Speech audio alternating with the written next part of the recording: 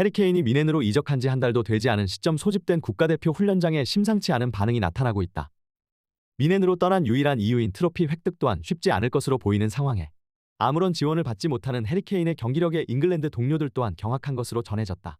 손흥민 선수의 역대급 해트트릭이 있었던 지난 주말 프리미어리그 경기가 끝나고 이제는 A매치 기간으로 들어서며 많은 소식들이 전해지고 있습니다. 아시안컵 재패를 위한 황금 라인업이 완성됐다는 평가를 받고 있는 대표팀이지만 클린스만 감독 부임 이후 단 한 경기도 승리하지 못하고 있어 다가오는 웨일스와 사우디아라비아와의 경기가 굉장히 중요하다는 평가를 받고 있는데요.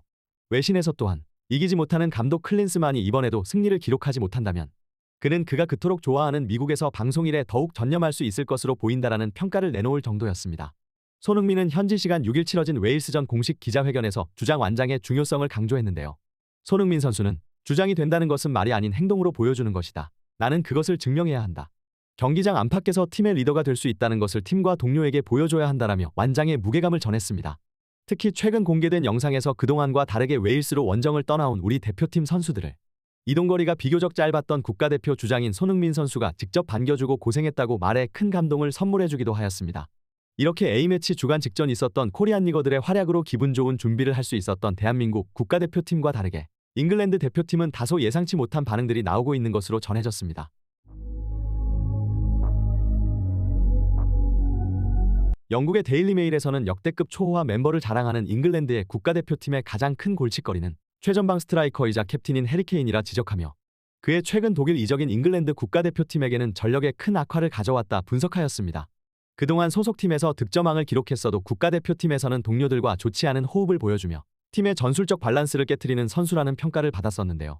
안 쓰기에는 가지고 있는 재능과 실력이 너무도 아쉽고 또 잉글랜드 팬들의 절대적인 지지를 받아 제외하기 어렵지만 또 쓰기에는 전술적으로 다양성을 추구하지 못하는 스타일로 전형적인 해리케인 밀어주기 전술을 써야만 골을 넣을 수 있다는 평가를 받기도 하였습니다. 대부분의 매체에서는 소속팀 토트넘에서와 같은 플레이를 기대하는 해리케인은 국가대표팀 동료 선수들의 지원을 받지 못하는 경기에서는 완전히 고립되며 아무런 영향력을 보여주지 못한다. 그는 마치 토트넘에서의 손흥민처럼 누군가 자신을 위해 수비수를 달고 이동하며 공간을 만들어주고 또 자신의 타이밍에 맞게 패스를 넣어주기를 바라고 있는 것 같다. 실제로 최근 손흥민 선수의 해트트릭의 스퍼스 플레이의 해설은 손흥민 선수의 스피드와 기본기 그리고 축구 지능과 마무리 능력까지 손흥민 선수의 장점을 모두 볼 수 있는 장면이었다 분석하였는데요. 그러면서 언급된 선수가 바로 이번 시즌 팀을 떠난 해리케인입니다.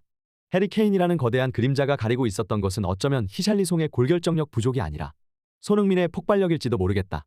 해리케인이 팀을 떠날 것으로 유력했고 부상으로 폼을 끌어올리지 못했던 시즌에 손흥민이 득점 왕을 기록한 것만 봐도 분명 환상적인 월드클래스 듀오가 맞았지만 케인 위주의 전술은 손흥민의 득점력을 저해하고 있다는 주장이 신빙성을 얻기 충분해 보인다. 이렇게 단 4경기 만에 해트트릭으로 이번 시즌 화려한 시작을 알린 손흥민 선수와는 다르게 미넨으로 이적한 해리케인의 상황은 그렇게 이상적이지만은 않다는 평가가 나오고 있습니다.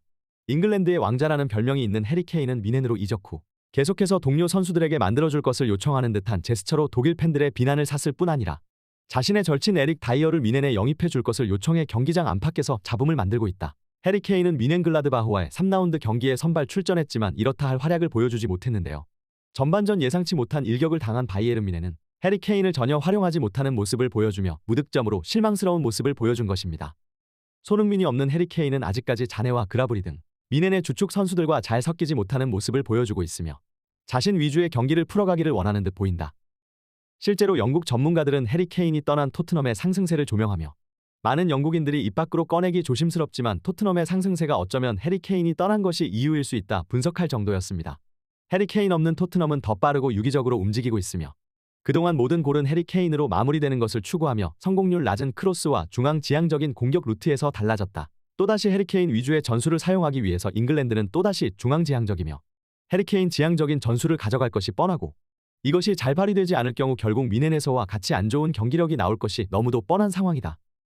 이렇게 이별 후 완전히 달라진 모습을 보여주고 있는 손흥민 선수와 해리케인. 앞으로 또 어떤 모습을 보여줄 것인지 관련 소식 계속해서 탑클래스에서 전해드리도록 하겠습니다. 구독, 좋아요 눌러주시면 영상 제작에 정말 큰 힘이 됩니다. 우리 자랑스러운 탑클래스 선수들 소식 전해드리는 탑클래스TV. 구독, 좋아요 눌러주시고 시청해주신 여러분이 오늘의 탑입니다. 진심으로 감사합니다.